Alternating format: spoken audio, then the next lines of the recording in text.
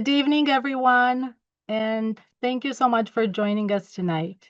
My name is Raluca Barbu, and I am the Adult Programming Specialist at the Algonquin Area Public Library. Tonight we are excited to welcome Kenvi Phillips, inaugural director of the Barack Obama Presidential Library, and Tina Tchen, Executive Vice President of Programs for the Obama Foundation, for a virtual presentation exploring the Obama Presidential Library and Center.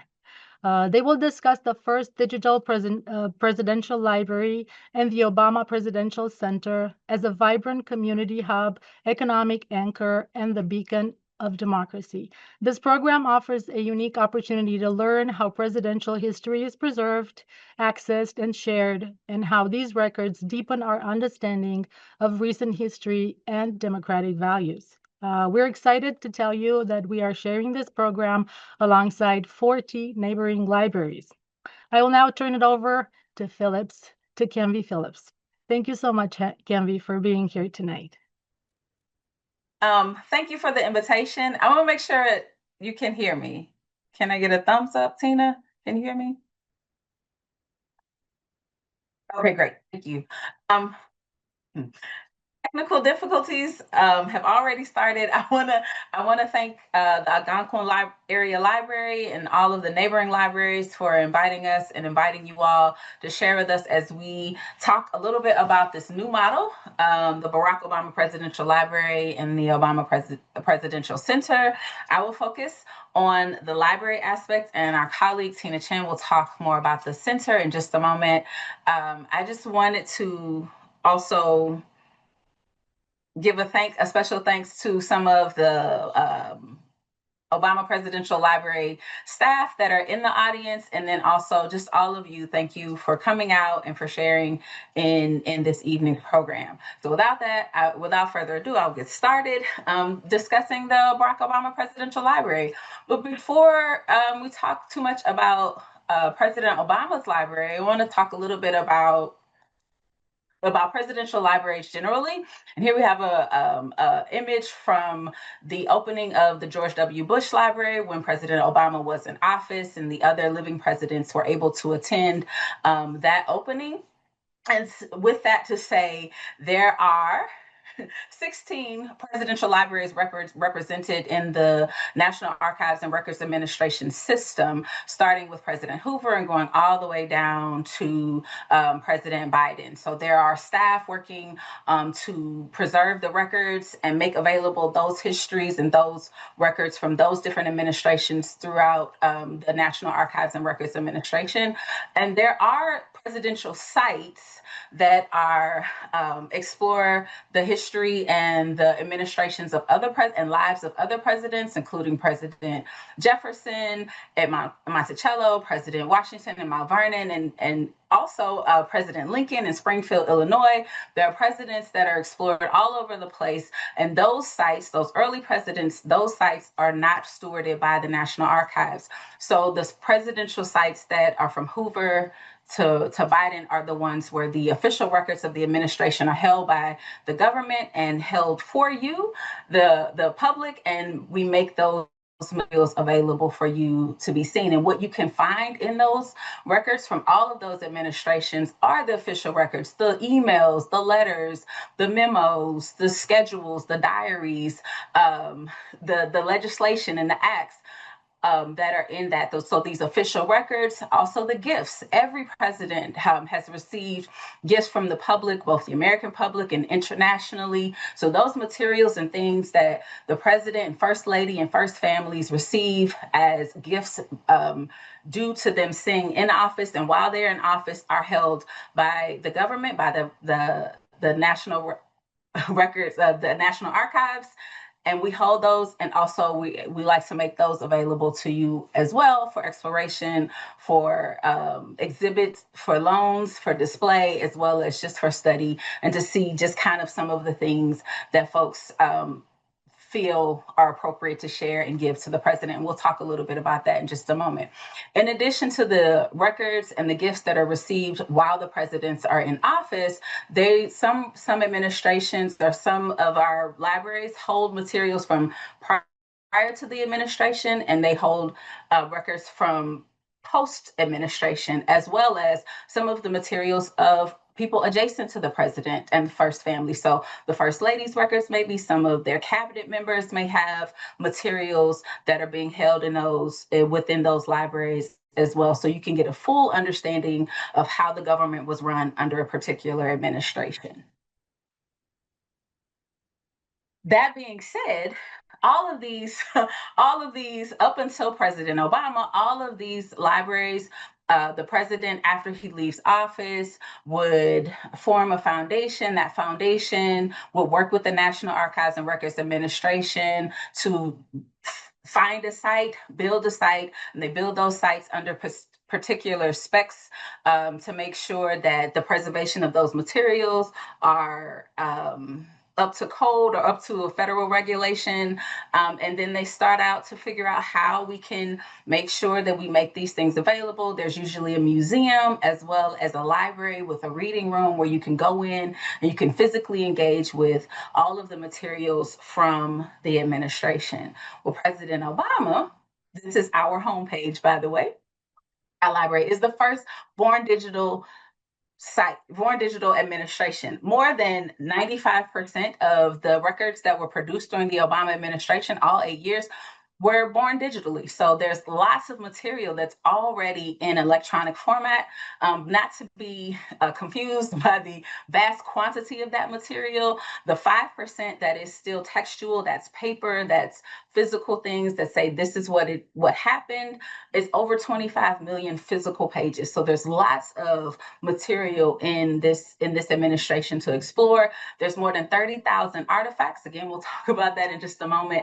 This actually equals over 75 terabytes of images. So there's lots of video footage and also still footage of the president and the first lady as they traveled, as they were in meetings, as they met with the public, and also did just the general work of running the country. And there's also quite a bit of video. And I'm just going to stop for a minute and see if I can share this video with you all. I'm not quite sure when it started. We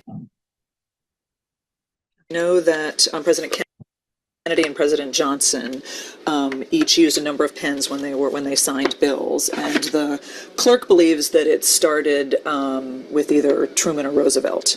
And the practice is that the president uses a number of pens and then gives the pens to people who worked particularly hard on a bill, who sponsored the bill, who really fought to get it done, or to whom the bill means a great deal.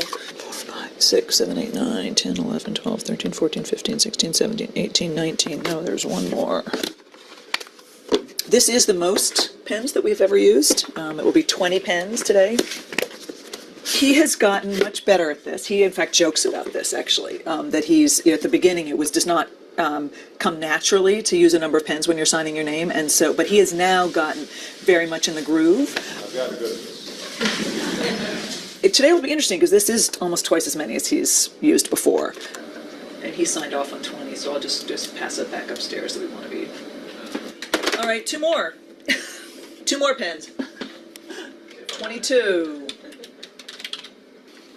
And since he's a lefty, as you can see, actually, this is done so that somebody who's left-handed, when they sign it, it's facing.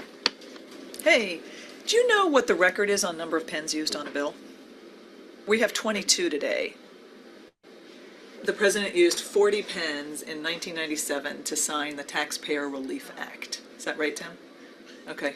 Thank you. Okay, bye. Great work. But we don't know if that's a record overall. We don't know. Where that was, Tim just said he'd found that one. So we'll have to do a Google search and see if we can figure out what the actual record is. But I bet you that's pretty close. There it is.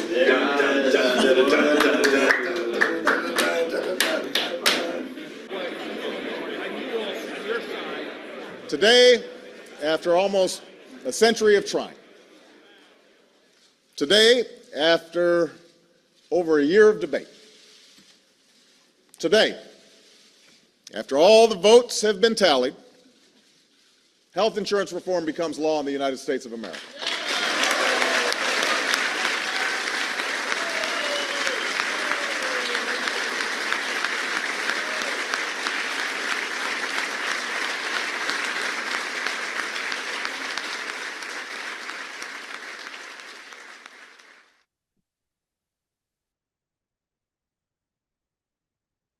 Awesome. So that is a video, is an example of both some of the video footage, but also some of the artifactual materials and things that are kept to make sure that we understand exactly what happened and how it happened, and also to have keepsakes and souvenirs. So we have plenty of pins from the many acts that President Obama has signed, and we actually keep a record of which pin went with which piece of legislation. So we have quite a few pins in our collection, as well as many other things, but also the video footage, so we understand exactly what was that like and what does that mean. And before I started working here, I didn't realize that when a piece of legislation is signed, it's signed with multiple pins, so that when you give those gifts away to people who are significant to that legislation, they all literally have a piece of history holding there, and also we are able to keep a piece of that history. At present, when the president leaves office for 5 years, the records are, for lack of a better term, embargoed, and they are not open for public scrutiny. In that time, we take the time to start organizing the material. We take the time, we've been digitizing material at the Obama Library over that 5-year period and since. But there's lots of work that needs to be done to make sure that we get ready, so that when the public is able to request via the Freedom of Information Act materials, make those requests, we're able to make those requests. The Obama Presidential Library records became available in January of 22 by way of the Freedom of Information Act legislation. So if you're interested in go forward. No, I don't want to play the thought again. But if you're interested in requesting some material, if there are some things that you want to know, please feel free to visit our website at obamalibrary.gov and go to the digital research room, where you can find, if you look here, there are finding aids, because like I said, we've been fulfilling these Freedom of Information Act requests for the last 4 years. So lots of images, videos, as well as documents and emails and other things have already been made available to the public, and you can find them and explore those finding aids through the digital research room. You also have a button here to submit a FOIA request. If something that you're looking for is not available, please feel free to submit a FOIA request. Also understand that there's a couple of things I want you to understand about the Freedom of Information Act request. We want you to be as specific as possible, creating dates and timelines and things, so you can get the specific information you have. As I mentioned earlier, there's millions upon millions of pages of material, and we go through all of it to make sure that we fulfill the request and get you all the information that we can. Also, you should know there is some information that is classified. There are lots of classified documents that we cannot release to the public for security reasons and a variety of other reasons. So those things, we will let you know if something is not available because it breaches some sort of classification or some sort of privacy restriction. So please feel free to reach out. And if you have questions, reach out to us at theobamalibrary.gov. We have the email address and whatnot, and you can reach us there. We are connected through the National Archives and Research Administration catalog. So our records, along with many other records, military records, other presidential libraries and administrations, we have information through the NAR catalog, but specifically about President Obama, you can come to us. Then I want to talk a little bit about the about the artifacts. Like I said, there's over 30,000 artifacts. One of the largest items that we have in that collection is over 12 feet tall and like 5 feet wide. It was a Christmas decoration of one of the Obama's dogs, Bo, and then there's also many dogs of Bo and also Sunny. There's Mrs. Obama's dresses, there's jewelry, there's books, there's jerseys and other things. Quite a few of these materials will be on display at the Obama Presidential Center that will be opening next week. And again, if you have any questions about any of the items that we have in our collection, please feel free to reach out to us, obamalibrary.gov, archives.gov, or if you have information about the Freedom of Information Act, please reach out to us. But by way of the understanding that there are lots of artifacts and things that will be on display with our partners in presidential history and legacy, the Obama Foundation, I want to introduce our colleague, Tina Tchen, who is Executive Vice President of Programming and a great partner in making sure that we are keeping the legacy, holding it for you all to explore the administration. Oh, thank you, Kenvi. And thank you to the Algonquin Area Public Library for organizing this. I'm Tina Tchen. As Kenvi said, I'm the Executive Vice President for Programs here at the Obama Foundation. I also did all 8 years at the Obama White House, serving first as the Director of the Office of Public Engagement, the Outreach Office for the President, then 6 years as Mrs. Obama's Chief of Staff, and all 8 years as running the White House Council on Women and Girls. I have to say, Kenvi, I loved that you showed that video because I was there. I think I was the person on the other end of the phone to Lisa Brown, our cabinet secretary, saying we actually need more pens and I do remember he was pretty annoyed when he had to sign, because he kept saying, I have a really short name. You really want me to use 22 pens to do that? And that's because there were so many people involved in the passage of the ACA. So there were many legislators involved, like Speaker Pelosi. I recall that I think we gave one to Senator Kennedy's family because he had passed during the fight to pass the ACA.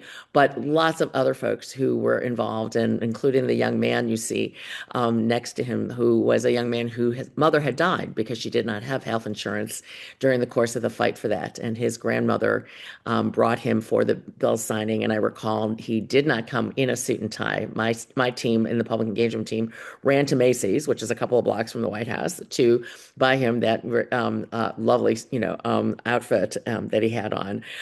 So there's sort of some of the things that happen behind the scenes, at the White House, and is the material that's preserved. I think, as Kenvi said, but it bears repeating because it's a little confusing. We are a new model for how to do presidential centers and libraries. As Kenvi noted, the other, although some of them are changing, but the original before us way that presidential libraries were organized were that the president would raise the funds to build the library and endow the operations of it, and then turn the library and the keys over to the National Archives so that, the historical material could be stored there. For example, if you've ever been to the Lyndon May Johnson's library, the middle floors in that 7 or 8 story building are actually not open to the public because that's where the paper is stored. And that was President Obama's insight was, well, we don't actually have that much paper because of the native digital nature of our presidency. And so the idea was to let the archives hang on to all of the records and the artifacts. And we would separately create our own Obama Foundation. President Bush has his own foundation that does programming. We would create a foundation that does programming, which I oversee, but also operate a physical space as well. And we would build a physical space as a presidential center, and to display then the artifacts and that we would borrow from the National Archives, and some of which we have that are not presidential, that were from his childhood or from the campaign, we would also display. But then we would also do programming and build something that's a community center on the south side of Chicago. So before I get into that in more detail, let me show you something, a little message from someone about it. I will say we are holding this particular webinar on an auspicious night because it is exactly 1 week from today when we will hold the opening ceremony for the Obama Presidential Center. You can live stream that on obama.org at 11 a.m. Central Time a week from today, next Thursday, June 18th. And on June 19th, on Juneteenth, we will fully open the Obama Presidential Center to the public. So let me just show you, we've got new material, hot off the presses, of a little bit of a short video that tells you who we are and what we're about. I like to think of the Obama Presidential Center as a tribute to what happens when ordinary people come together to do extraordinary things. Here on Chicago's South Side, the Obama Presidential Center offers the chance to explore a world-class museum and gather together for celebrations of all kinds. It adds to the vitality of Jackson Park, adding new gardens, a larger playground, and scenic paths for an early morning jog or an afternoon stroll. At the Obama Presidential Center Museum, exhibits explore the fullness of the American story, from the promise of our founding documents to the movements that challenged us to live up to them. You'll be able to walk through a full-scale replica of the Oval Office, relive the moments that defined my presidency, experience the impact of our history-making First Lady, and check out a few of her dresses too. And atop the museum, you'll be able to take in some stunning panoramic views of the city we love. We designed the Forum building with a focus on the creativity and imagination that's always defined this city. Here, programs and leadership trainings support and connect the next generation of change makers here in Chicago to those from all around the world. Public libraries are essential institutions, and that's why the Obama Presidential Center offers a new branch of the Chicago Public Library, and on the roof, a garden. At the center of it all, a public plaza welcomes visitors for live performances and community festivals. A huge green lawn to throw a frisbee or spread out a blanket. And once it turns cold, we'll open up the best sledding hill in the neighborhood. At Home Court, visitors not only come together to get active, but to take action. That's the Obama Presidential Center. It couldn't be more important to us that it's happening right here on the South Side. This is the place Michelle was born and raised. It's where I got a start as a community organizer. It's where we bought our first house, built our family, and took the first steps on a journey that's still taking shape today. It's the place we found our purpose. Now we hope to give something back.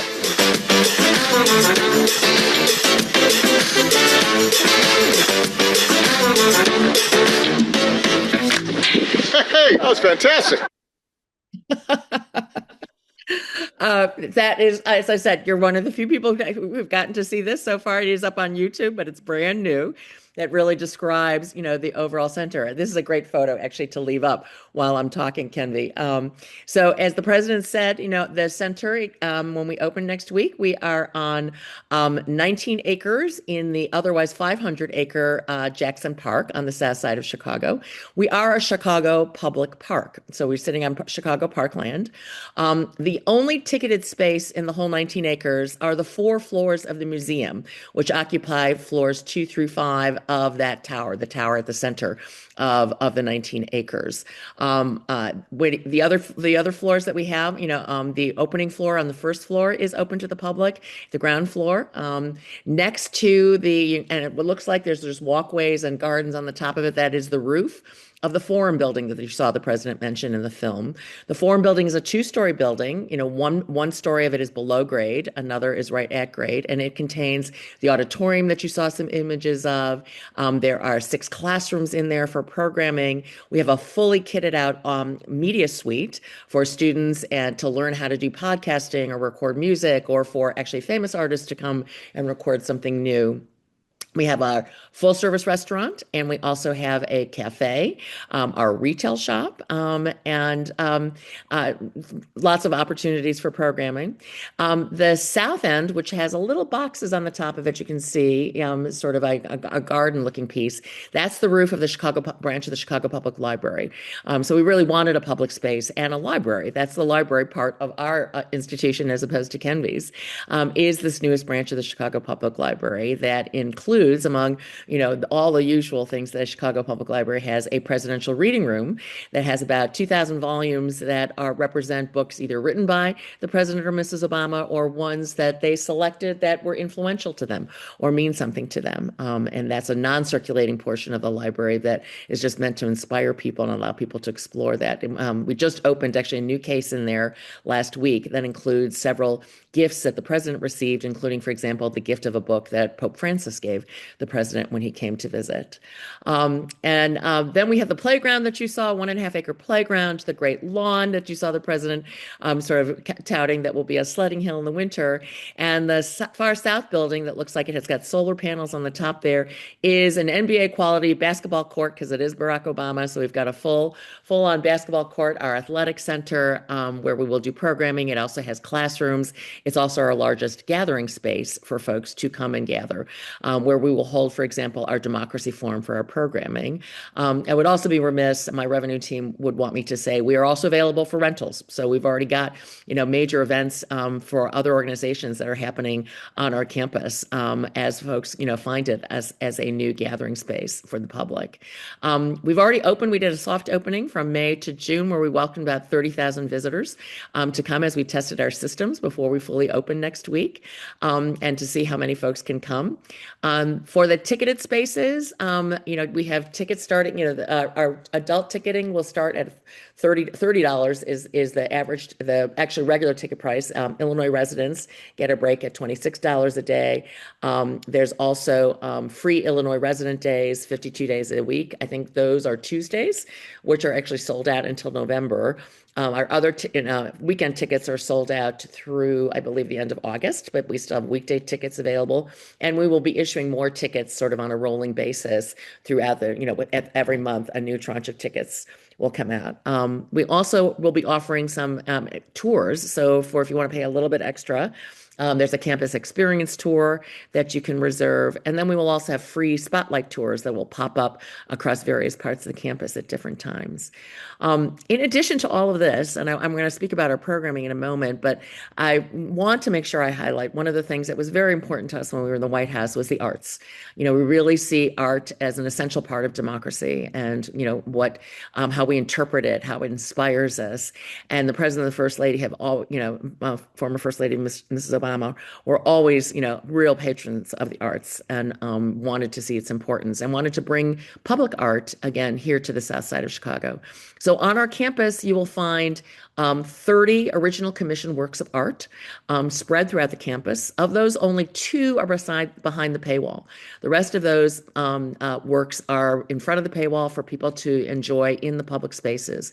And because they were commissioned works, they'll be permanent on our space. And they were the artists who came in while we were under construction to really understand the space and what was on it. And so they built to it.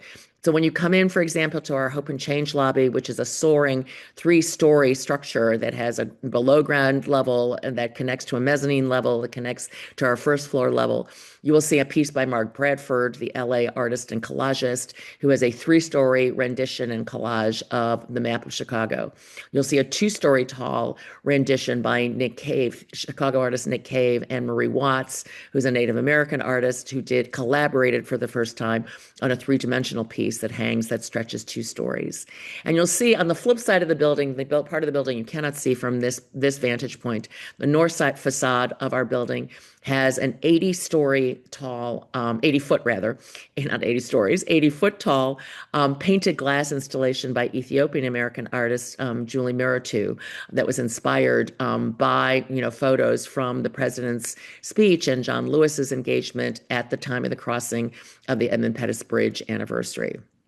That indeed is actually the inspiration for the lettering that you'll see on the screen text on the outside of the building. That inspiration for that screen text is actually an excerpt from the speech President Obama gave at that 50th anniversary of Bloody Sunday, the crossing of the Edmund Pettus Bridge.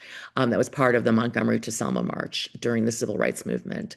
And it speaks to things like, oh, what a glorious task we all have to constantly rebuild this democracy of ours.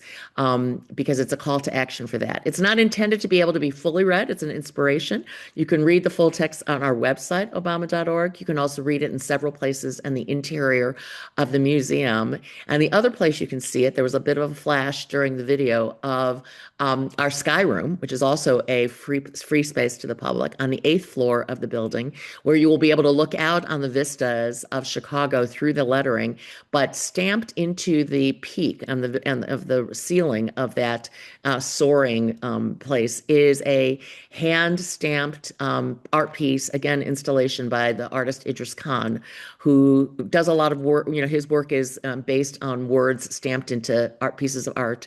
And Idris took all of the words from that speech, transferred them onto little stamps with the wording, and hand stamped those in the sort of blue color that is our Obama blue color on the ceiling as an inspiration for that.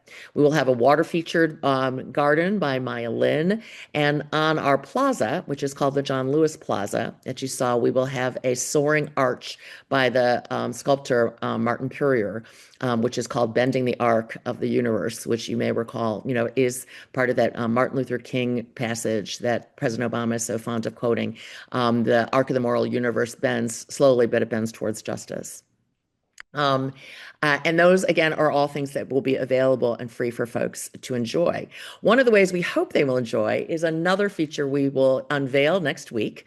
So you're among the first people to hear about it, and will be very available to folks starting on June 19th, is we want people to engage with our campus, whether they can visit it or not, whether they're on a guided tour or not, through an audio guide. We are going to have some very innovative audio guides that we will unveil next week.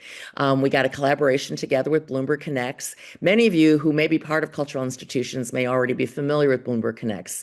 It's an app that Bloomberg has put out that many cultural institutions already use to put their guides on, to feature things about their upcoming events, to talk in depth about some of their collections.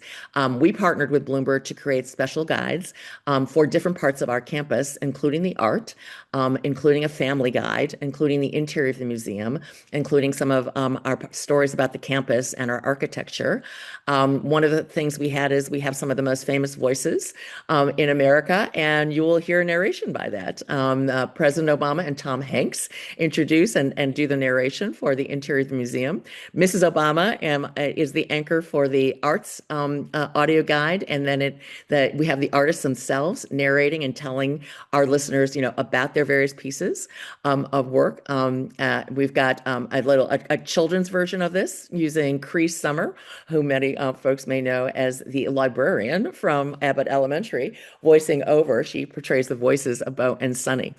And because we have free high-speed Wi-Fi throughout the entire 19 acres, these guides will be something that we hope folks will just download on their phones and use them and be able to enjoy this space, even though they may not have access to a guided tour, that this will be available. The museum also has, the president very much wanted to teach civics. And I think as you saw him describe in the video, the exhibit inside does not begin with him. He didn't want this to just be a story about his administration. He wanted this to be a story about the country. So the first set of exhibits that you see when you step off the escalator, onto the exhibit floor is the Declaration of Independence. That's what the first artifact is that you will see, because this is a story about the country and how we worked towards a more perfect union.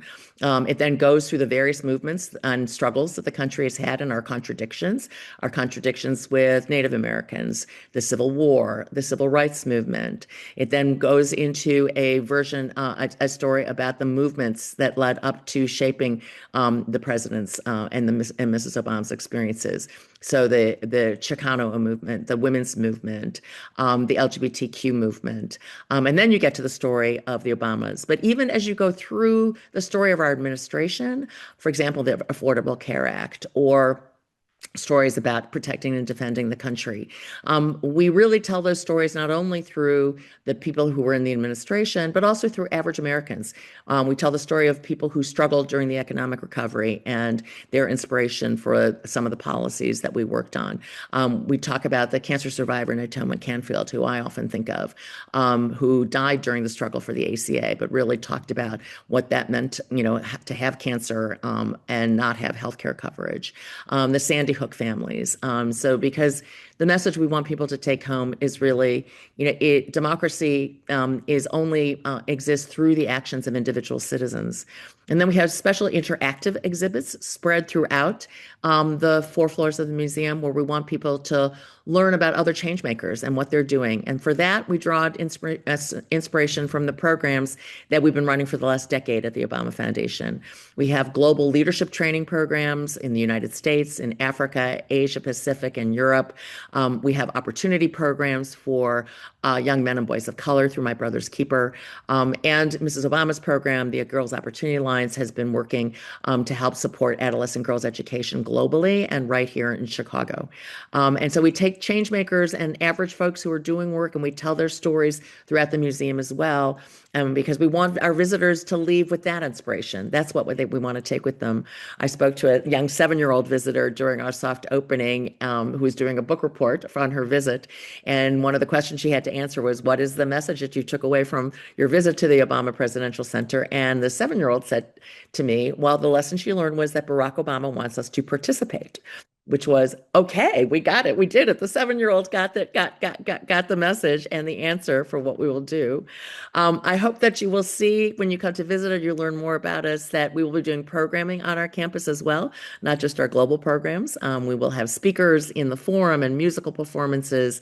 We're going to have, we are partnering with After School Matters, the leading after school programming organization here in Chicago, to do after school programming for the kids in our neighborhood.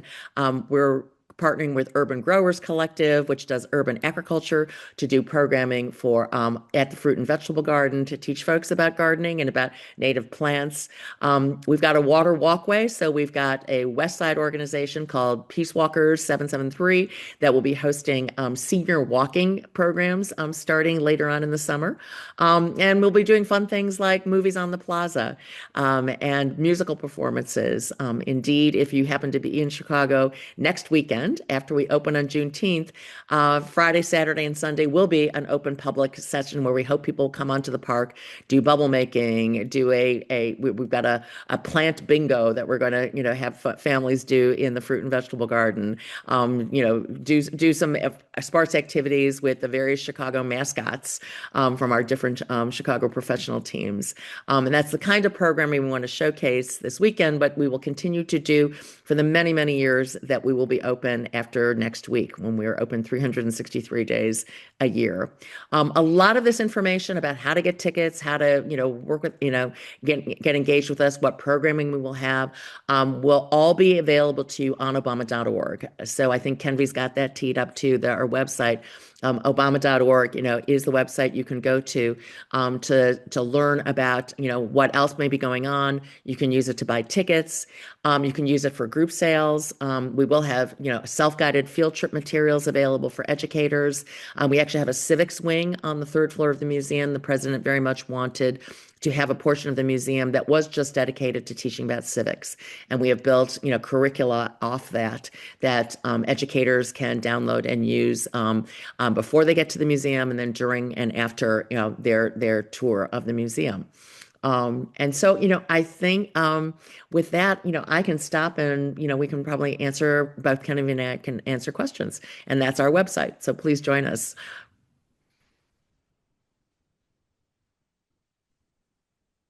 Wow, thank you so much, Tina and Kenvi. We have many, many questions from people at home, and I'm going to start with you, Kenvi, because the first few questions are about the library, if that's okay. Somebody is asking, can someone contribute to be a donor to the library now? Absolutely. Yes.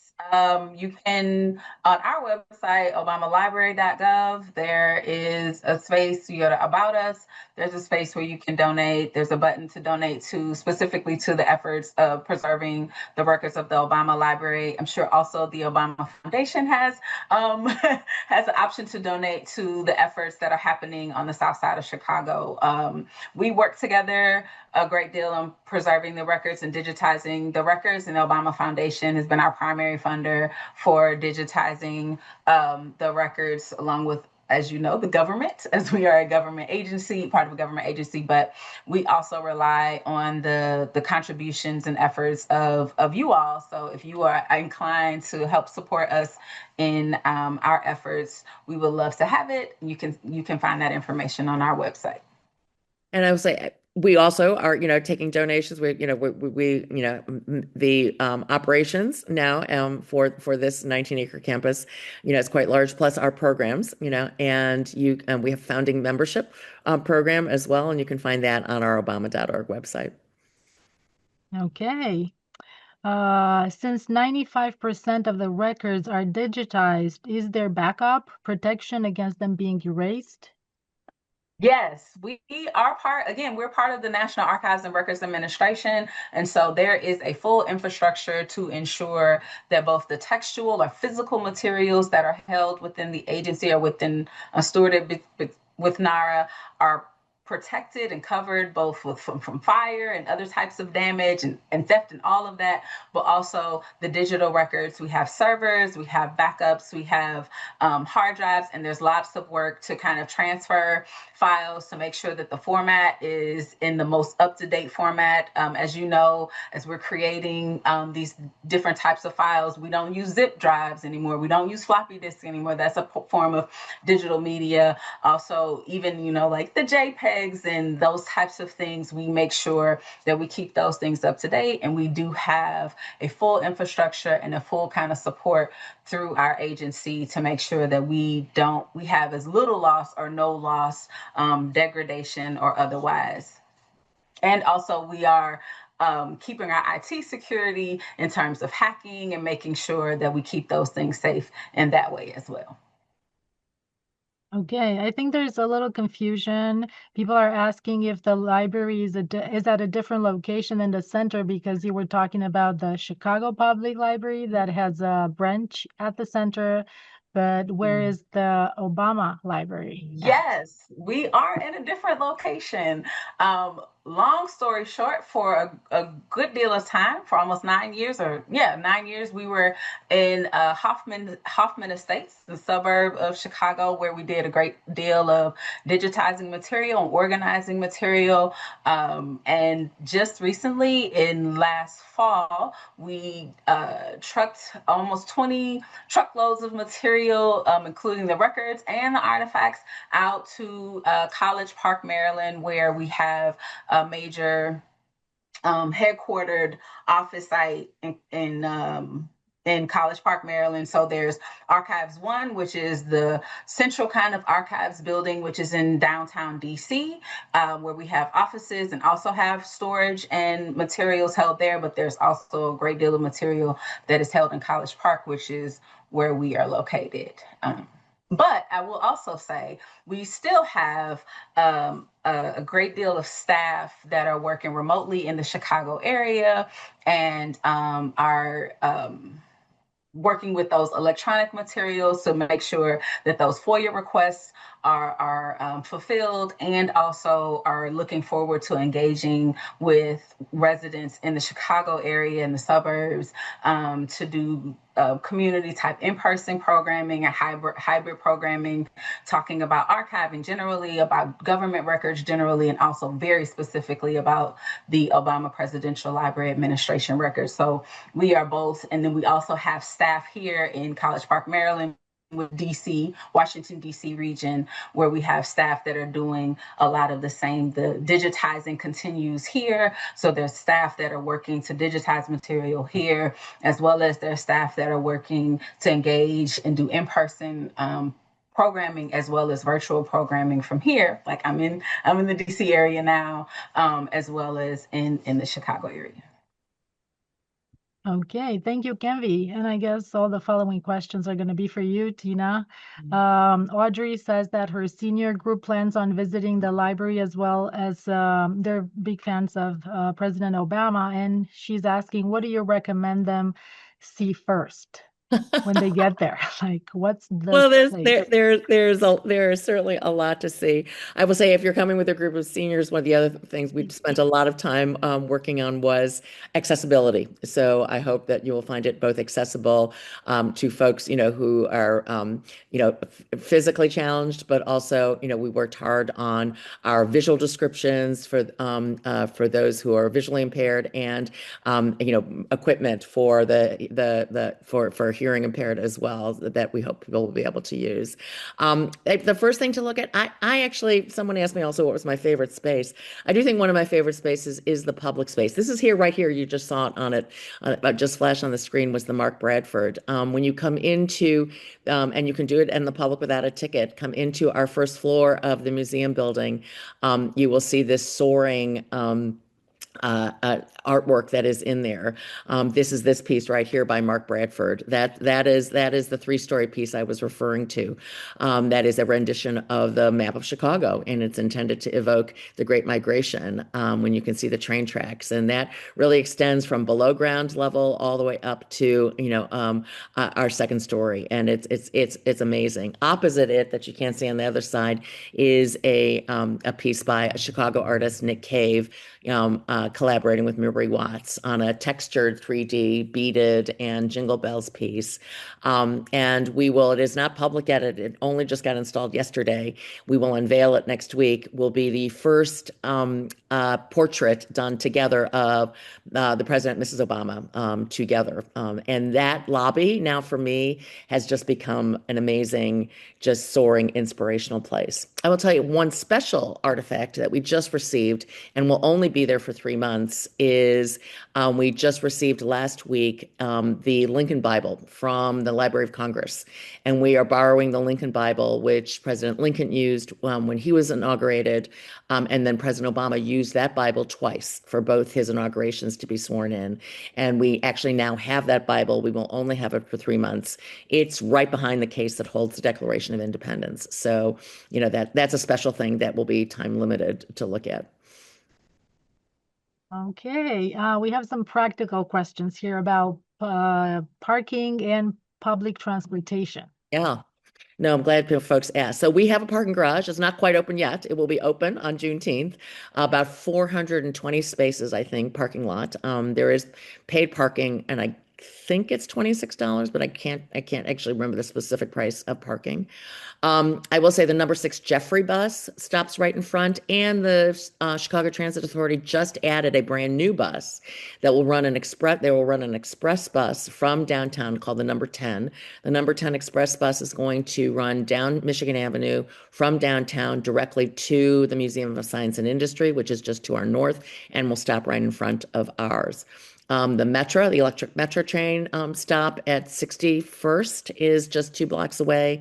There is not an L stop. That's close, but there will be additional buses running from the L stop that's to the west, further east to us.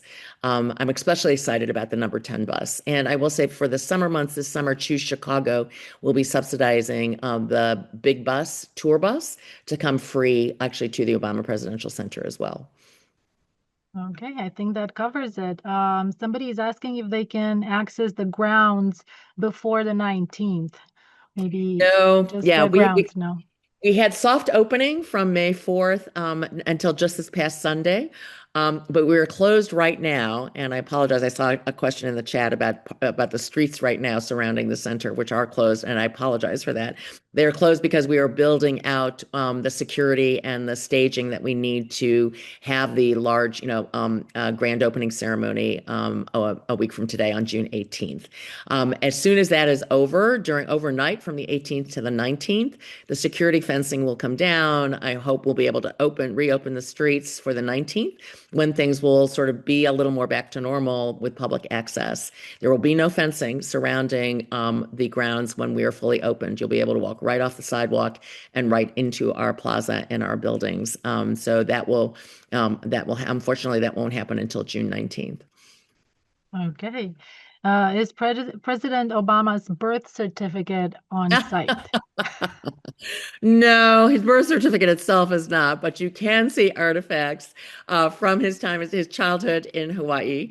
One of the things I will say my 2.5-year-old granddaughter enjoyed is we actually have the plaster cast molding that he did in preschool, so kids do, where they did a handprint, in plaster. This one was actually encased in sort of blue, and we did a replica. So one of the things our museum team did that's so much fun is create tactile replications in various places of some of our artifacts.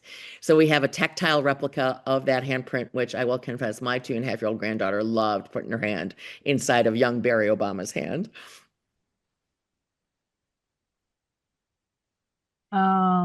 They're asking about the architect and how they came up with the design for the building. Oh, yes. Our architects were Todd Williams and Billy Tchen. If you know the University of Chicago, they were the architects behind the Logan Center, which was built several years ago on the campus of the University of Chicago. In New York, they did a wing of Lincoln Center, the new entryway at Lincoln Center. And they were really chosen in part because of the architects who made a pitch. They were the ones who imagined a campus, who really thought not just about one building, but what could a campus look like and what could an integration with the parkland around us. It was very intentional to really have as much park space as possible. 40% of our interior space is actually below grade to maximize the amount of park space that we use. And the windows, as you can see here on the screen, are really looking out to really engage with the exterior around us. The shape of the building, and I can't do it by myself, but if Kenvi and I were together, if you put another pair of hands shaped the way like my hands are and put them together, that is the inspiration for the shape of the building. So you can see sort of the knuckles of the hand come in with a different irregular shaping. And the message that is, it's a shape that you cannot make by yourself, but you need two people to cooperate to make that shape. There's been some talk about how we don't have any windows. And in fact, those of you who are in the museum curation space know that actually sunlight is not the best for artifacts. And so that you really don't want natural sunlight in those museum spaces. And we are on a flight path for birds. So we were very conscious of what would happen with the flight paths for the birds on the places where we do have windows, like in the athletic center. We use bird strike glass for all of those. We've also done several other sustainability things on the campus. We dropped a cistern underneath the women's garden to the north on the other north side of the tower to catch all our rainwater so that all our gray water is recaptured rainwater. And we dropped geothermal pools at the south end so that all of our HVAC is coming from geothermal power. So is our branch, actually. Oh, Geothermal. fantastic. Yes. Yeah. How much did President Obama and Michelle work with you to plan out the 19 acres? Oh, they were very involved. They're involved, very involved. We learned some things. I've known them for a long time, and I learned some new things about my boss. And it turns out he's a frustrated architect because he got very deep into the design work with the architects. And there are several features, including, if you see the building, there's a little slanted cutout on one wall, and that actually was him. He sort of said, "This wall is too straight. I think we need another side of the building that looks like this, so that no four sides of the building are either straight or the same." So it was quite a challenging building to build. And he's actually a frustrated interior designer because he got very into the selection of a lot of the finishes. The seats in the auditorium, he helped select the kind of furniture. There is bronze. The entire building is all of our doors are bronze doors, and all of the edging on the staircases and elsewhere are edged in bronze. Again, a selection that he made. So it's really an investment in a rich, beautiful public space that's quite unlike a lot of other public buildings. As the center is 19 acres, will there be any sort of on-site transportation to help seniors get around, like golf carts? We will have golf carts. Good question. We will have golf carts, and we also learned during soft opening that we have to invest in more wheelchairs. We have a fleet of wheelchairs. We think we need more. So these are the things you learn during soft opening. But yes, we will have those.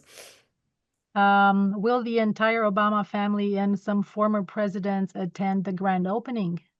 Yes, they will. And I'll repeat, we are really excited about it. It'll be a ceremony not like others because I don't think there'll be a lot of speeches, but there'll be a lot of other fun things going on. And please join us on the live stream next Thursday at 11 a.m. I will tell you all that it's quite astonishing for me as somebody who's been working on this, since like 2015, to be able to say next Thursday as our opening. Oh, I guess you could share that with us. So when I send out the recording of this, I will also share the link to the live streaming for the Absolutely. opening. That We would be can do that. great. Oh, And I think you can yeah. just find it on obama.org, but we can Oh, okay. I will Yeah. find it then. Somebody has already been outside of the area and they're very excited. As well, will the infamous 10 suit be among the artifacts on display? I'm laughing because that question has come up a lot as the press have been into cover it. And as it turns out, the president gave away the tan suit. And when he was cleaning out his closet, it didn't go to Kenvi because he purchased it. He purchased it himself. It wasn't like a dress, one of her ball gowns that was gifted to the United States. He bought it himself, and so he gave it away, cleaning out his closet. And somebody says that they have Obama campaign artifacts like T-shirts, buttons, bumper stickers in very good shape. Could you use them? We might. I think after we get through grand opening, our curatorial staff will start, we did a little bit of that, but at the very beginning where we had meetings and we, solicited contributions from folks of the campaign memorabilia that we have. And many of those went into the exhibits you will see. So our exhibit about the campaign has a whole, wall covered in buttons from different places. It has another wall and display case that has memorabilia from various campaign offices. It has a bathing suit set that somebody made that says, Obama Yeah. Biden. It has a bejeweled, tennis shoe in that. And so, these are all, as Kenvi knows, we will have to circulate out, over time, to preserve them. And so would welcome that. I think there's a place on the website to tell folks that, but if not, I can, sort of find out more and follow up. But it's something after we get past this opening and we start looking to the next exhibits, we will be asking folks. I want to also just acknowledge and thank Kenvi for her partnership throughout all of this. We obviously couldn't put the displays on without being able to access and to borrow, as other museums do, borrow the Obama artifacts from the National Archives. So we do have a display of Mrs. Obama's dresses, for example. We have some displays of the president's handwritten speech, his notes on his key speeches. We have sort of I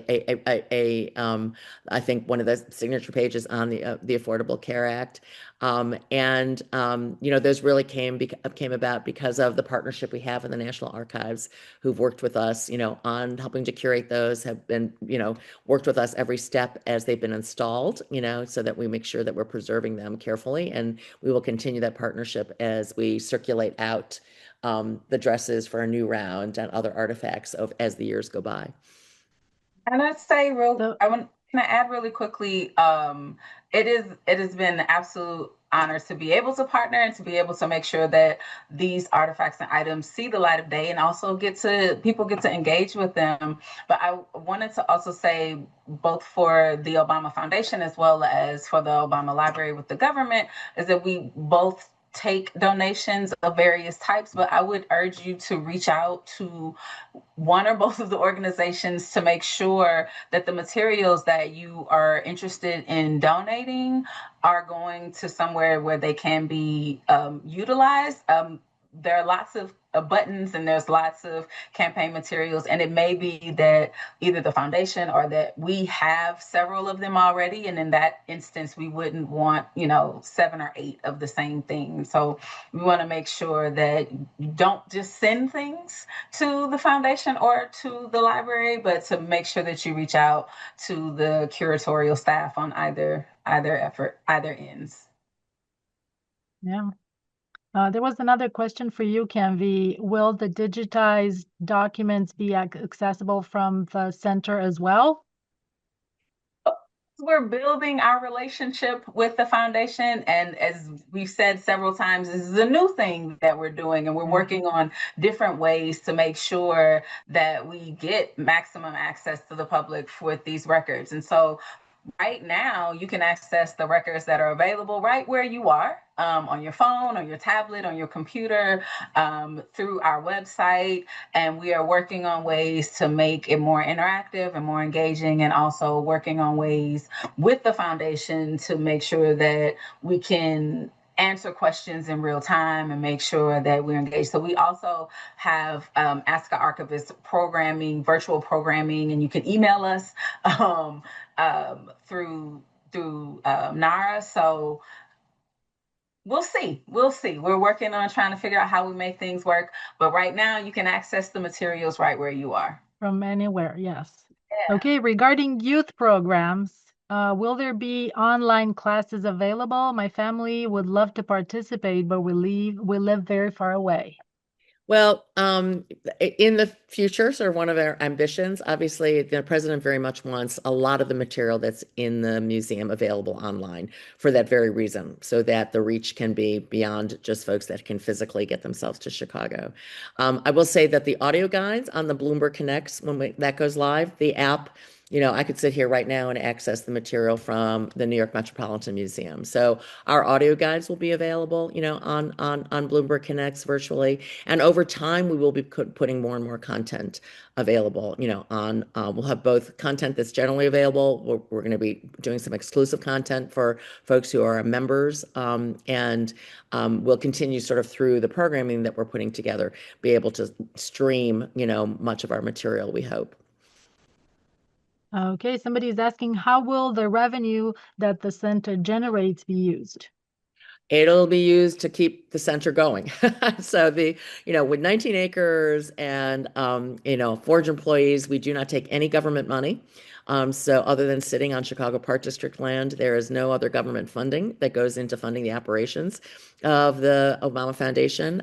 So for both the programs that we operate globally and on campus, and the operating costs of managing the 19 acres, that's where sort of the revenue goes from our ticketing and the rental revenue, and the parking actually only funds a fraction of our overall costs. So we are, in active fundraising, and we'll announce an endowment campaign in the coming months.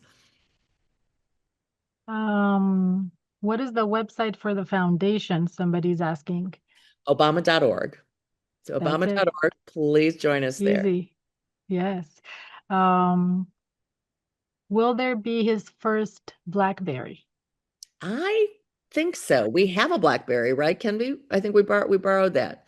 Yeah. I think the BlackBerry is actually in the replica of the Oval. So we have a full scale Oval Office replica.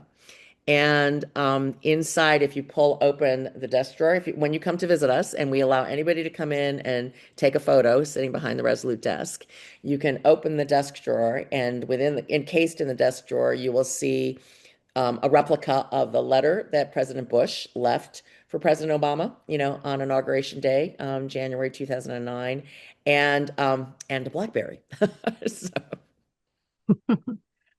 Okay.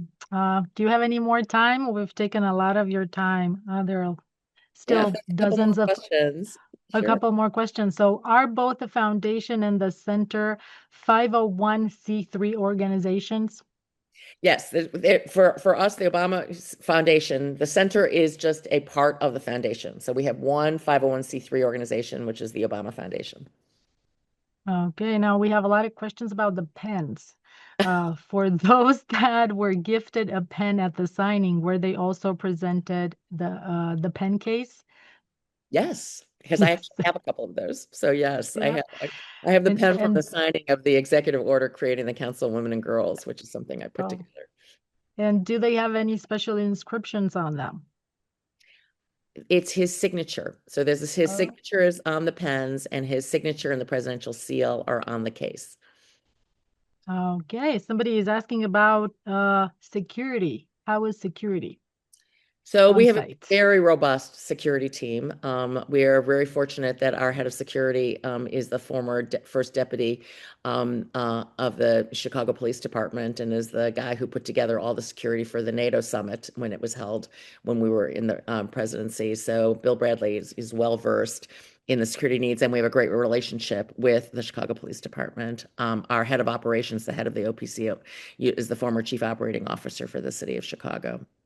And so we have, obviously a robust set of cameras throughout. We also have heat imaging so that we can tell when there's, a growing congregation of folks that we may need to have folks go over.